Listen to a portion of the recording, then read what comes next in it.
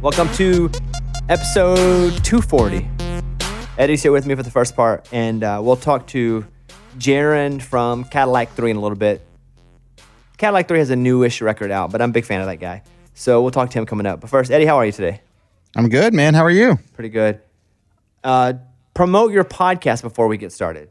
Yes, The Sore Losers. It's me, Raymundo, and Lunchbox from the show. And we're just guys. We do a lot of guy talk.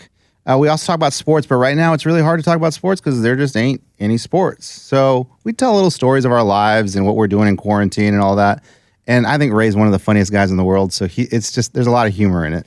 The Sore Losers. That's Eddie's payment for coming on as a special correspondent here. Yes, thank you. I'll bill you. But also, Eddie's a massive music nerd like I am. I think we probably could have done this podcast together, because we both are such music nerds. But what I wanted to talk about today, do you know the topic today? I do. Mike D told me. Oh, okay. It's 10 big hits that were not sung by the lead singer, which is super interesting. Now, you may have heard me talk about the Oasis one already. Is that right? Yeah, well, I've heard you guys play clips, so I'm like, I cannot wait to hear this. I don't know the story, though. Okay. So this is Don't Look Back in Anger, Oasis 1996, which, by the way, What's the Story Morning Glory was, Jam. For that time, 1996, I was a 15/16-year-old kid. This album, to me, is one of the biggest records that came out for my teenage years.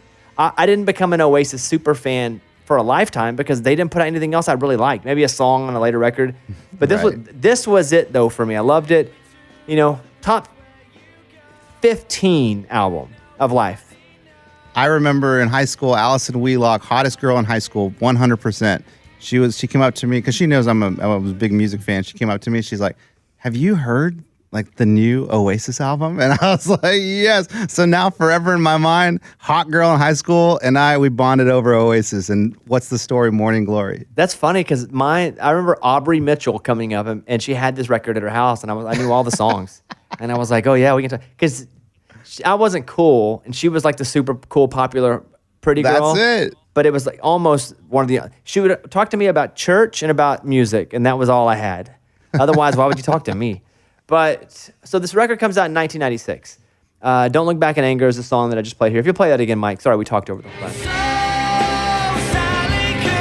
So, it was sung by Noel Gallagher, who's not the lead singer. Liam is the lead singer of Oasis. But this was the first single where Noel sang instead of Liam. He went to Liam, and he had 2 songs. He said, "Hey, Liam, I got 2 songs for you. And you can pick which one you want me to sing." And he presented him Wonderwall and Don't Look Back in Anger. Wow. And, of course, Liam chose Wonderwall. But that is Noel singing Don't Look Back in Anger. Here's one. But this song, again, was like the ultimate teenage song where we thought we were just struggling with life. We're like, "Oh, man." For sure. All the sadness out of the song. What was your favorite out of these 2, Bones? Well, I think they're different. And by the way, when I did top 15 albums, I don't mean by top 15 favorite albums. I mean top 15 impression albums. Sure. Made a big impression in your life. Yes, that when I think back at certain eras of my life, I think Wonderwall hit me hard and scooped me up to make me a fan of the band because it was a bigger radio song. But if I had to pick now with a lifetime to live with them and which one I listen to most, probably Don't Look Back in Anger. Yeah. Yeah, same for me because Wonderwall was the hit. Yeah. I mean, that was the one that we listened to all the time on the radio. But I remember I saw them at Austin City Limits Music Festival and they played Don't Look Back in Anger. And I was like, wow, I completely missed on how good this song is. And I still probably listen to that song now more than Wonderwall. Well, there's always Champagne Supernova. You can't forget about Champagne Supernova on that record. Of course. Because it was Wonderwall, Champagne Supernova was a big hit for them. Don't Look Back in Anger was a hit for them, but not how freaking Wonderwall just launched and created a whole era of white kids with acoustic guitars at parties that knew 3 songs, but that was one they played over and over again. Yep. So, okay, that was one song. That's pretty fun, right? The lead singer didn't even sing that song. Yeah, this is awesome. But the thing about Oasis was those 2 guys look so similar anyway, those 2 brothers. And they sound the same, too. And they, right. So it's a fun fact, but they don't really sound a whole lot different. Okay, the next one up is the Eagles, 1975. The song is Take It to the Limit. Okay, so I think, is it the bassist that sings it? Yeah. The only way I know this is because when we went to go see him at the show, I'm like, hey, look at that guy. I don't know his name, and he's singing. Did he win a contest? Yeah. Was he caller 10 to be able to do this? It's amazing. Bones, do you remember he broke his foot or something, and he was sitting down with his foot up the whole show?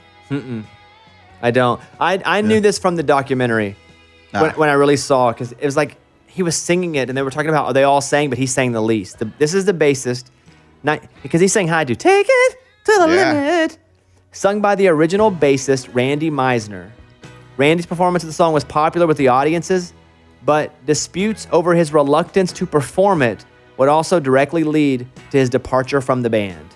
Oh, wow. Now, if I'm not mistaken, he came back. They all came back. Yeah. If they're alive, they came back. Yeah, even Joe Walsh. Yeah. So, but the Eagles, they didn't really have a lead singer, and that person changed. Maybe that's what, the lead singer kind of changed with the Eagles a little bit. Because, Yeah, I mean, I think the only one, though, would be Glenn Frey because he was the front man. And, when Don Henley started singing, he was singing from the drums. Yeah. Wasn't the lead singer, but kind of had a voice that you couldn't say no to. So he started getting more and more songs. So that lead singer kind of transitioned in that band more than they started with going, we have multiple lead singers. Right. And who was the guy that you read his book or something? I think he wrote Well, first of Hotel all, California. Joe Walsh and I presented the CMAs together. Right. I'm not talking about him, though. How many Eagles can you name? Oh, okay. Joe Walsh, Glenn Frey. Do you know what Don? What is Glenn Frey like to you? What is he to you? He is the lead guy. He is. Yes. Because at this point, after all the, and again, they weren't our band, right? They're a little older than us. Mm-hmm. But to me, Don Henley is the lead singer of the Eagles. Yeah, to me, he's the drummer. Yeah, that too. But okay, go ahead. Who else? Don Henley, and I think the guy that I was thinking of was Don Felder. Yeah, that's it. Yeah, good. Okay. Good for you. There's been a bunch of them. So there's been, let me look at this whole thing here. There's a lot of people that have been in the freaking Eagles, but they're not the main ones, right? Is Vince Gill in that list he's too? listed, yeah. Timothy B. Schmidt, too, is listed. And I think he sang on some of them as well. Wow. Did it, Mike, will you look up and see if I'm reading his name as Timothy B. Schmidt, but it seems like I've seen him sing songs, too. Yeah, he has. He has? Yeah. Any singles? Because I feel like the Eagles could have been put in this category a bunch. Did they ever put Jackson Brown in that list? In the list that I have now, no. Okay. But I just Googled other members of the Eagles. Yeah. What songs did he sing, Mike? Not coming up. It's all right. Who cares? We're on to the next one anyway. Let me know if you find any good ones. Move on. Blue Oyster Cult, 1976. Don't Fear the Reaper. Nice. That's the cowbell song. Yeah, like their biggest song, basically. Yes. Sung by guitarist Buck Dharma, who was not the lead singer. Released as an edited single, the song was Blue Oyster Cult's highest chart success, reaching number 12. Wow. Now, to be fair, all 5 members of Blue Oyster Cult sang, and Eric Bloom was the most frequent lead singer. And Buck did sing on tracks, but he wasn't the lead singer. But their biggest song wasn't lead singer. I would always get so annoyed because I like the Goo Goo Dolls. You can judge me if you want. Loved I'll them, judge you. 90s, early 2000s. Still like them, like Johnny Resnick. But they let the bassist always sing like 2 or 3 songs on the record. And the bassist always sound like this. Mike, see if you can find a Goo Goo Dolls with that bassist singing. And then I went and watched them again a couple years ago in Nashville, and the bassist got up and sang a couple songs, and I was always like, oh, come on. But he would get up the and other guy to sing. he would he had long hair. I don't know if he has long hair anymore, but he would like headbang while he sang. He just felt like Goo Goo Dolls. Stop You that. just feel like it was an agreement they made way early in the band. Or like, listen, Chuck, we'll give you 2 songs every record. Just play the bass for us, man. You're the best. Mike, we'll come back to the Goo Goo Dolls whenever you find that. Okay, his name is Robbie, though. Oh yeah, Robbie. Listen, man, we know you're a terror with the bass, but man, I wanna sing. Yeah, but Robbie, listen, you're not as good as Johnny. He looks good, he sounds good, but I just got it in me. But Robbie, I think this one. this it? Okay, here, Eddie. This is the bassist of the Goo Goo Dolls. Oh, come on. Let me hear some more of that. He's not bad. He's just not the Goo Goo Dolls. No, that's the thing, man. These lead singers' voices, they are the sound of the band. So when you bring in Jimmy or whatever, like everyone's like, who is this? I've probably seen them 10 times in concert. That's a lot. And I'd always I'd be like, all right, here we go. Well, Billy the bassist has got to take his 9 minutes. So I didn't know that you were that big of a Goo Goo Dolls fan. I wouldn't say they're one of my favorite bands of all time, but if you they saw were them 10 around, I would times, go. dude. I love Wow. Dizzy Up the Girl, A Boy Named Goo. Those were records that I knew every song to. Yeah. Yeah. I'm not embarrassed, though. I would have Johnny Resnick on our show if he came to town. That'd be would awesome. play. Yeah. Here Comes the Sun from the Beatles. Maybe you know this one.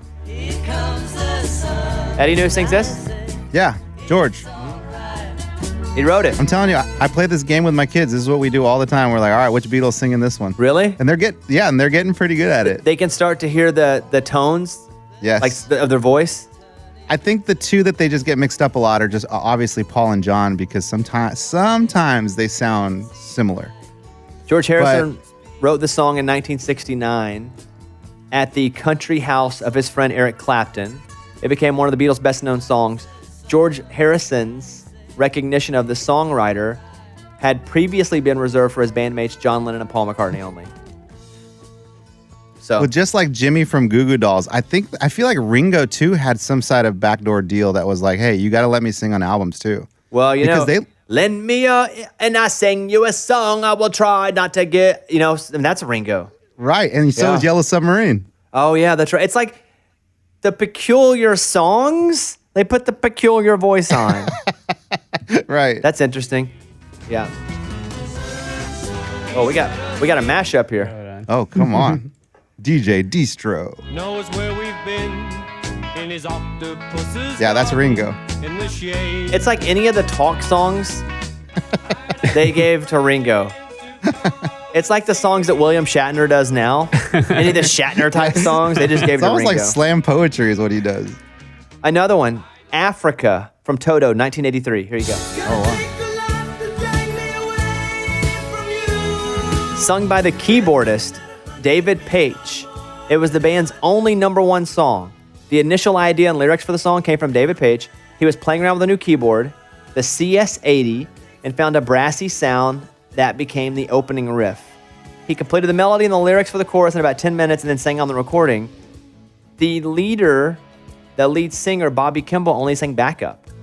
I have a friend that saw them in concert, and he said this was kind of weird when they played this song because the keyboard played and sang, and the lead singer was on a little stage, aside from the rest of the band. Oh, wow. And it was the only time where he just kind of stood over there oddly and didn't really do much. Weird. No. They're like, all right, Jimmy, take it away. The Cars, 1978, Just What I Needed. I guess you're just what I needed. Just what I needed.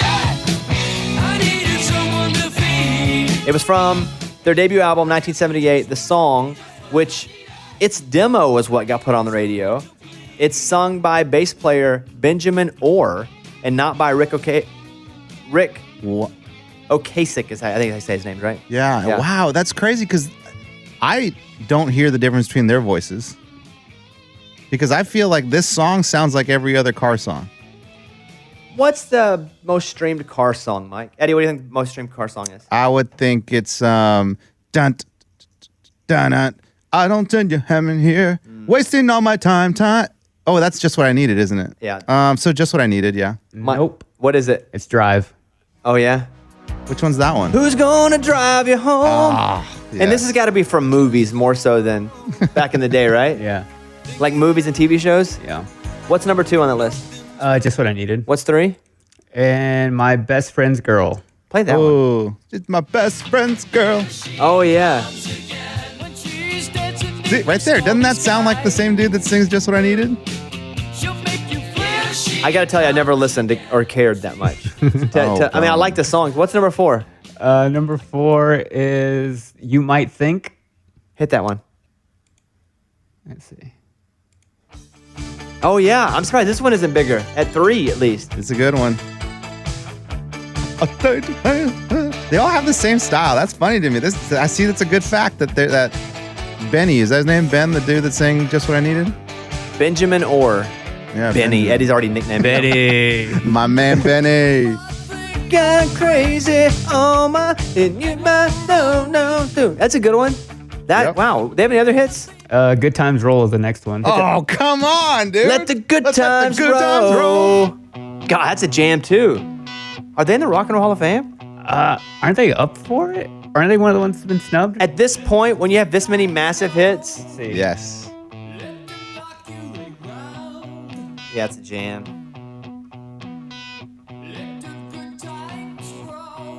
Oh yeah, 2018. They made it, All huh? right, good. So they must have another hit at least, right? If they got in. You're thinking one more? I'm thinking they need one more. You need 6. What else you got? Let's see. Moving in Stereo. See, it's that one.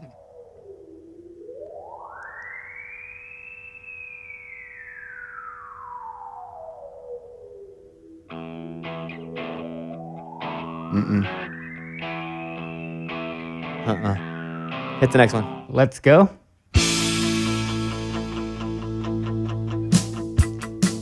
Oh, down. Listen to this. Oh yeah, I know this one. Yeah. Okay, we got the 6, We Bones. do got the 6. What's the next one? Magic. Huh. I think I'm gonna know this one. Do you believe in magic? Too much of these get high sounds at the beginning. Like, let's get to the Feels song. like the other one. They discovered Oh yeah, the synthesizer. magic. Oh, yeah. Oh, it's magic. Wow. Dang, they got 7, Holy dude. crap. What else? We're going through a whole Cars segment here. What else do the Cars have? And they have next up Shake It Up. Shake it up. Get up. Come on. Wow.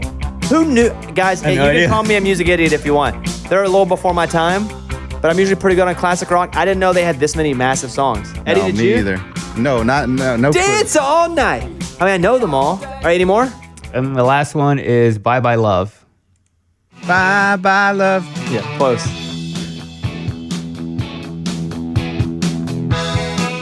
Oh yeah, I know that one. You do? Let me hear it.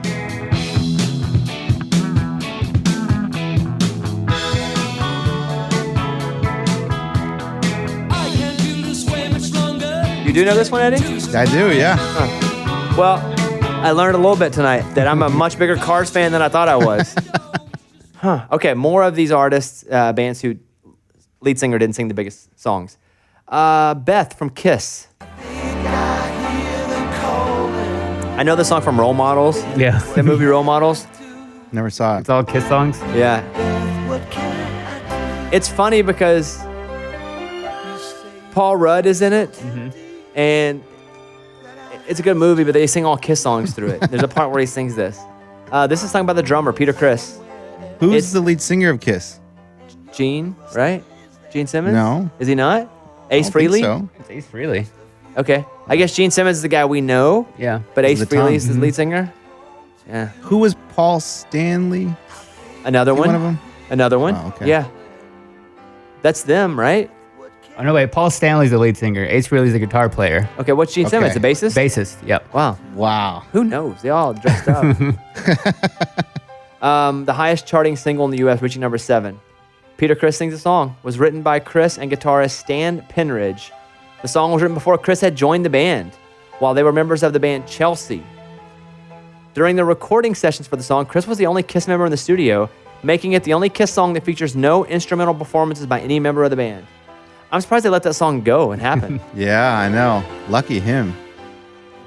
Yeah, And what do you always say though? Right place, right time. I don't know. Do you ever say that? Yeah, I all made the time. that Oh, up. who cares? 1986, Heart. Here's These Dreams.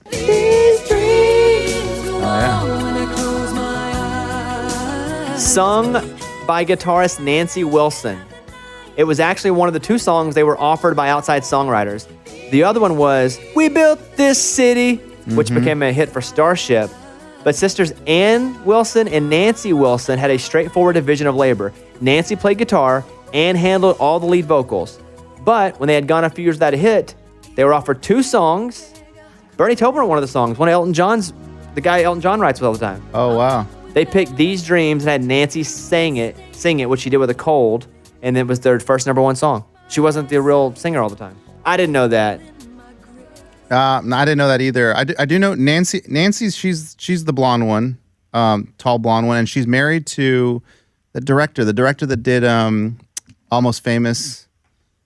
Jerry Maguire. Eddie, What's or his excuse name? me, Mike. You know the movie people. Who's the director, that did? of it is Barry to him. Yeah, Cameron Crowe. That's him, Cameron Crowe. Is The guy that Mar- does all the he does all the music movies, singles, and the one where the guy holds up the radio, say anything. He did all those. Let's do Grand Funk Railroad. We're an American band. It is sang by the drummer Don Brewer. It was their first #1 song. It was sung by Don Brewer. And then his voice actually lent them into be a top 40 band. Like, because of this, it kind of crossed him over because he was a little more palatable, apparently. And I give you one more. Happy from the Rolling Stones. You know this? Now, Bones, can you name all the Rolling Stones members? Yeah, I think so. But that's Keith Richards singing that one, by the way. Wow, I didn't even know he could. He can barely talk. He can sing. I don't know that he's singing that great there. How many Rolling Stones can you name? Keith, obviously. Two. Mick Jagger. Keith Jagger. Mick Richards. No. Oh no, I Charlie? can do one more. Charlie. Nope. You know there's a Charlie. Oh, is he the Yeah. drummer? Yeah. Charlie Watts. Yeah. Dang, Bones, good one. Who else do you know from the Rolling Stones? Ronnie Wood. Oh, yeah. Man, those guys are old and still rocking it, huh? Yeah. Ronnie Wood, Keith Richards, Mick Jagger. Who else? Is that all of them? Did we nail them I guess all? I think there was just 4. So good old Charlie. I guess we can go back and look at some other people. Brian Jones, was he in? He died? Past member. He died? Yeah, he died. Dang. 27. Well, those are all lead singers that, singers that sang lead that weren't the lead singer of their group. So there you go. I will say this too. Maddie and Tay have a new record out this week. If you're looking for new music, usually we come on Fridays and do the new music. Not a ton out as far as new stuff that we were going to talk about, but Maddie and Tay have a new record. Other music news, Jake Owen announced that Made For You is his next single, which that's my favorite Jake Owen song. That's when it was over a year ago. Jake and I were together at a charity event, and he's like, I never played this song before anybody more, and he started playing a song. You just hear people play songs. And he starts playing the song, and I was like, dude, that's my favorite song you've ever done. And he's like, thanks, man. He didn't write it. And he was like, I didn't write it. I went and found it. But the first time I heard it, I loved it. And I was like, that's cool. I always feel weird, though, when I tell people my favorite song they ever done is a song they didn't write. I did that with Brad Paisley once. I was like, man, my favorite song you've ever done is Whiskey Lullaby. That's my jam. And he was like, oh, that's thanks. the one I didn't write. He's like, that's the one I didn't write. Yeah. But so what? You picked it. You sang it. The songwriter got money. Yeah. So, and then Kip Moore announced he's putting out a record in May. So, all that's going on. Mike, anything I missed? That's it. Eddie, anything you'd like to say? Oh, I do want to mention too that I've been listening a little bit of John Prine because he just died, and I'll be honest, I had no idea what John Prine sang really, or what. I knew none of his music. I knew he had done Angels from Montgomery For Bonnie Raitt? but that's about it. And man, I've kind of the last couple of days just been going down and listening to his songs, and I think I'm just a fan, like a really big fan of his music, especially his old music. It's real singer songwriting, folk music, Yes. kind of like Bob Dylan with a much better voice. Well, the thing about John Prine was he never had hits, right? Not real hits.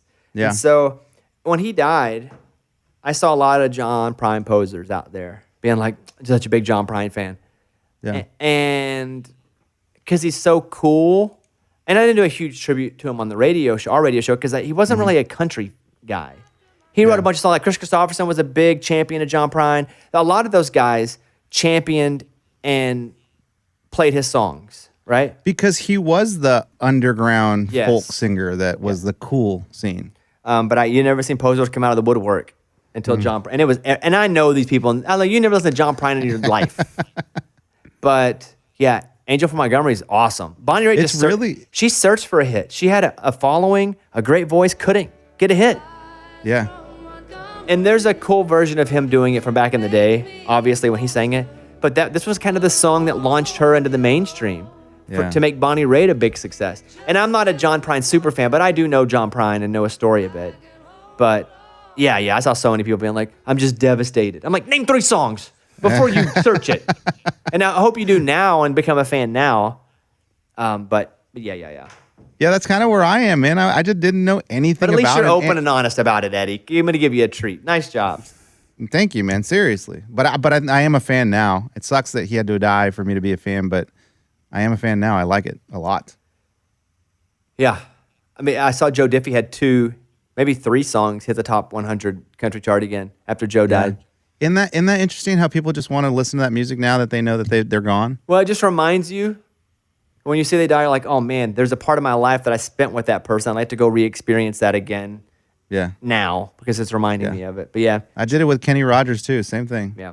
Okay, we're going to take a little break and come back with Jaron from the Cadillac 3. I think you're going to like this interview. I like Jaron anyway, but this interview turned out great. There's a part of this interview coming up, Eddie, where he talks about Porter Wagner cussing at him.